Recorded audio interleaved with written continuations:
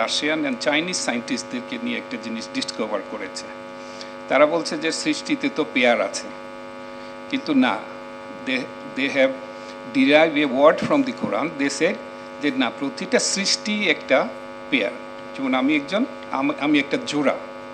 জোড়াটা কিসের? আমার একটা ফিজিক্স অ্যান্ড আমার একটা energy, combination of physics and energy আমার ক্রিয়েশন। আমি ইন্ডিভিজুয়ালি এজ এ পেয়ার। এখন তারা চিন্তা করছে যে আমরা যদি এনার্জি লেভেলটাকে পজিটিভ রাখতে পারি, মানুষ কম অসুস্থ হবে, ফিজিক্স কম বেশি ক্ষতিগ্রস্ত হবে। তো so that we should promote the positive energy among আস। আমি 76-এ মেট্রিক পরীক্ষা দিই, উনি বললেন তো আমি 76-এ যখন আমি মেট্রিক দিই, এই পর্যন্ত আমার জ্বর হয়েছে কিনা আমি জানি না। মাঠে খেলেছি, জাম্বুরা সিদ্ধ করে বৃষ্টির মধ্যে বল খেলেছি। তো অনেকগুলি ইস্যু আছে, ওই জিনিসটাকে একটু এম্পাসাইজ দিতে হবে যে এথিক্যাল প্র্যাকটিস বিটুইন আস। মানুষ ভালো থাকার জন্য ভালো কাজ করাটা কিন্তু হেলথের প্রধান উৎস হওয়া উচিত। ওইটাকে ইন্ট্রিগেট করা উচিত উইথ দি হেলথ সিস্টেম। আরেকটা জিনিস আমি যেটা নিয়ে কাজ করতেছিলাম, শ্রদ্ধেয় ম্যাডাম আমাকে একবার বলছিলেন যে কাজ করো, আমি আপনার সদয়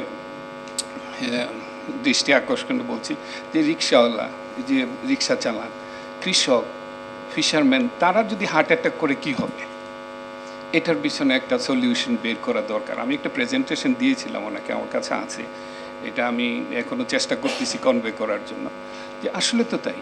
ওর যদি হার্ট অ্যাটাক হয়, সে তো আর আপনার স্টেন লাগাতে পারবে না, তার তো ওই অবস্থা নাই। তো then there is a module, থাইল্যান্ডের কথা বলতেছিলেন, যে পার্টিসিপেটরি হেলথ সিকিউরিটি ফান্ড, যেটা দিয়ে এই বাংলাদেশের এটা খুবই সম্ভব এখন আপনার ফ্যামিলি কার্ডের আন্ডারে নিয়ে আসাটা।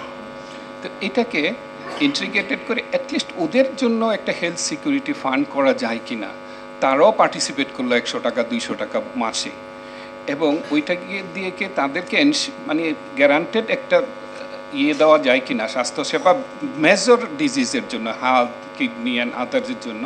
ওইটাকে নিয়ে মনে হয় সরকারের একটা কাজ করা উচিত। এবং তাইলেই হবে কি, তাদের কনফিডেন্স লেভেলটা যখন বেড়ে যাবে, আমাদের দেশের কিন্তু ওভারঅল এই যে জিডিপি বলেন, আদার্স এরিয়া বলেন, শ্রমিকরা যদি যখন কনফিডেন্স লেভেল বেড়ে যাবে, আমাদের ইকোনমিতে কিন্তু একটা পজিটিভ ইম্প্যাক্ট আসবে।